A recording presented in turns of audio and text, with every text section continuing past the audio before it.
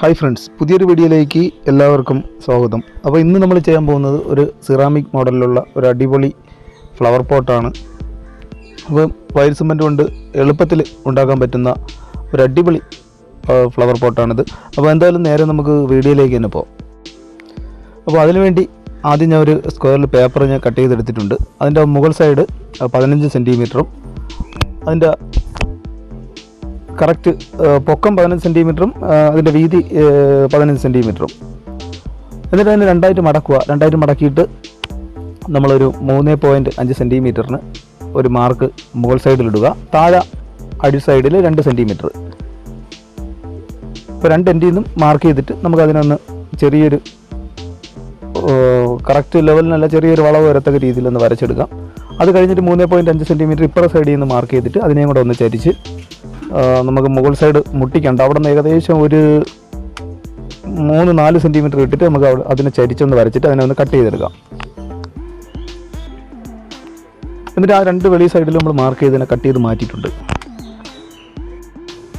അപ്പോൾ കട്ട് ചെയ്ത് മാറ്റി അങ്ങനത്തെ ഒരു ഏകദേശം ഒരു 7 പീസ് നമുക്ക് വേണ്ടി വരും. അപ്പോൾ അങ്ങനത്തെ ഒരു 7 പീസ് ഞാൻ കട്ട് ചെയ്തെടുത്തിട്ടുണ്ട്. ഇനി നമുക്ക് അതിനെ എല്ലാം കൂടെ ഒന്ന് കൂട്ടി ഒന്ന് സെല്ലോ ടേപ്പ് കൊണ്ട് ഒട്ടിച്ചെടുക്കണം. അതിന് മുമ്പ് അതിൻ്റെ മുകളിലത്തെ എൻഡ് ഭാഗം ഒന്ന് ചരിച്ച് ഏകദേശം 1 സെൻറ്റിമീറ്ററിന് ഒരു സൈഡിൽ നിന്ന് മറ്റേ സൈഡിലോട്ട് ഒന്ന് ചരിച്ച് കട്ട് ചെയ്ത് കളയണം. ഇനി നമുക്ക് സെല്ലോ ടേപ്പ് ഉപയോഗിച്ച് നമുക്കതിനെ എല്ലാം ജോയിൻറ്റ് ചെയ്തെടുക്കാം.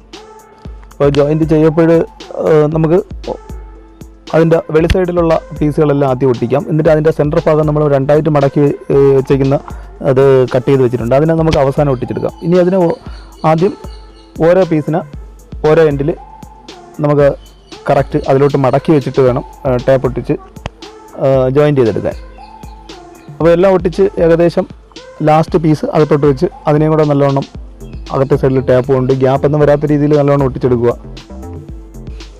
അപ്പോൾ അതെല്ലാം ഒട്ടിച്ചിട്ടുണ്ട്. വെളിയിലുള്ള എല്ലാം നമ്മൾ ഒട്ടിച്ച് ജോയിൻറ്റ് ചെയ്തിട്ടുണ്ട്. ഇനി അടുത്ത് നമുക്ക് വേണ്ടത് സെൻറ്റർ ഭാഗത്ത് നമ്മൾ കട്ട് ചെയ്ത് മാറ്റിയ ആ പീസുകളാണ്. അതിനെയും കൂടെ നമുക്ക് അതിൻ്റെ 2 എൻഡുകളെല്ലാം കറക്റ്റ് ചേർത്ത് പിടിച്ച് ടേപ്പിന് ഒട്ടിച്ചെടുത്തിട്ടുണ്ട്. ഒട്ടിക്കപ്പോൾ കറക്റ്റ് ഗ്യാപ്പൊന്നും വരാത്ത രീതിയിൽ ഒട്ടിച്ചെടുക്കുക. ഇനി നമുക്ക് അതിൻ്റെ അകത്ത് നിൽക്കത്തക്ക രീതിയിലുള്ള ഏതെങ്കിലും റൗണ്ട് പാത്രമോ അല്ലെങ്കിൽ ടേപ്പിൻ്റെ പീസായിരുന്നില്ല എന്തെങ്കിലും ഒരു റൗണ്ടിന് കിട്ടുന്നു അത് അകത്തോട്ട് വയ്ക്കാൻ നേരത്ത് അകത്ത് കറക്റ്റ് അതിൻ്റെ പീസുകളെല്ലാം കറക്റ്റ് പൊസിഷനിലിരിക്കും. എന്നിട്ട് അതിൻ്റെ അടിയിൽ ഒരു കാർഡ്ബോർഡും എല്ലാം വെച്ചിട്ട് നമുക്ക് അതിൻ്റെ അടി സൈഡ് മാർക്ക് ചെയ്യുക. മാർക്ക് ചെയ്തിട്ട് അതിനെ കട്ട് ചെയ്തെടുക്കുക. കട്ട് ചെയ്തെടുത്തിട്ട് അതിൻ്റെ ടേപ്പ് ഒട്ടിച്ച് നമുക്ക് ആ അടി സൈഡ് അങ്ങ് അടച്ചു കളയാം.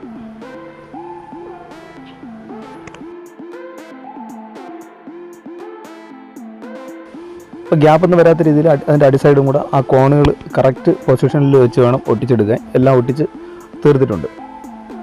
ഇനി അടുത്ത് നമുക്ക് വേണ്ടതെന്ന് പറഞ്ഞാൽ വൈറ്റ് സിമൻറ്റ് ഒരു മീഡിയം കട്ടി നല്ലവണ്ണം കലക്കുക. എന്നിട്ട് നമുക്ക് അതിനകത്ത് ഒഴിച്ചിട്ട് ആ പേപ്പറിൻ്റെ എല്ലാ സൈഡിലും പറ്റത്തക്ക രീതിയിൽ കറക്കി ഇടുക.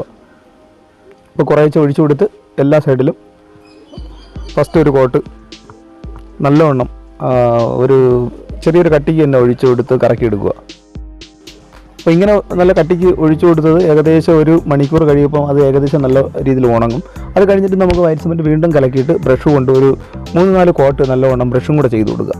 അപ്പം ബ്രഷ് ചെയ്യപ്പോൾ ഉണങ്ങുന്നതിനനുസരിച്ച് കുറേശ്ശെ ബ്രഷ് ചെയ്ത് കൊടുക്കുക. അപ്പം അങ്ങനെ ബ്രഷ് ചെയ്ത് കൊടുത്ത് ഒരു ചെറിയൊരു കട്ടി കിട്ടിയിട്ടുണ്ട്. അത് ഏകദേശം 24 മണിക്കൂർ കഴിഞ്ഞതിന് ശേഷം നമുക്കിനി വൈറ്റ് സിമൻറ്റ് ഒരു 3-4 ലെയറും കൂടെ ഇതേ കണക്ക് കട്ടിക്ക് തന്നെ നല്ലവണ്ണം ഒഴിച്ച് എല്ലാ സൈഡിലും പറ്റത്തക്ക രീതിയിൽ കറക്കി എടുക്കുക.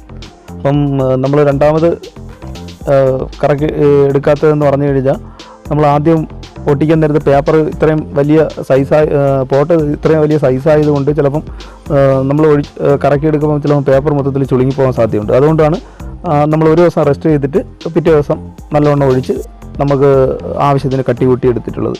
അപ്പോൾ അത് മൊത്തത്തിൽ ഏകദേശം 2 ദിവസം കഴിഞ്ഞ് ഉണങ്ങിയതിന് ശേഷം നമുക്ക് ആ പേപ്പറെല്ലാം എടുത്ത് മാറ്റാം. പേപ്പറെല്ലാം ഇളക്കി മാറ്റിയിട്ട് അടുത്ത് നമുക്ക് വേണ്ടതെന്ന് പറഞ്ഞാൽ ഇനി അടുത്ത് അതിനെ ഒന്ന് ഫിനിഷ് ചെയ്തെടുക്കാൻ വേണ്ടി 80-ൻ്റെ സാൻഡ് പേപ്പർ ഉപയോഗിച്ച് നല്ലവണ്ണം വലിയ തടുപ്പുകൾ അകവും പുറവും നമുക്ക് പറ്റുന്ന രീതിയിൽ പേപ്പർ ചെയ്തെടുക്കുക. അപ്പം വെള്ളം ഉപയോഗിച്ച് വേണമെങ്കിലും പേപ്പർ ചെയ്തെടുക്കാം. വെള്ളത്തിൽ താഴ്ച വെച്ച് വേണം പേപ്പർ ചെയ്ത് നമുക്ക് എടുക്കാവുന്നേ ഉള്ളൂ. പക്ഷേ കൈ പൊട്ടിപ്പോവും. അതുകൊണ്ടാണ് ഞാൻ വീഡിയോയിലൊന്നും അധികം അങ്ങനെ ചെയ്യാത്തത്. ഞാൻ നോർമലായിട്ട് തന്നെ പേപ്പർ ഇട്ട് ഫിനിഷ് ചെയ്തെടുക്കുന്നത്. അപ്പോൾ നല്ലവണ്ണം പേപ്പർ ചെയ്ത് തീർന്നിട്ടുണ്ട്. അപ്പം 80-ൻ്റെ പേപ്പർ ഇട്ടതിന് ശേഷം വേണമെങ്കിൽ മാത്രം ഒരു 220-ൻ്റെ പേപ്പറും കൂടി ഇടാൻ നേരത്ത് നല്ലൊരു ഫിനിഷിങ് കിട്ടും.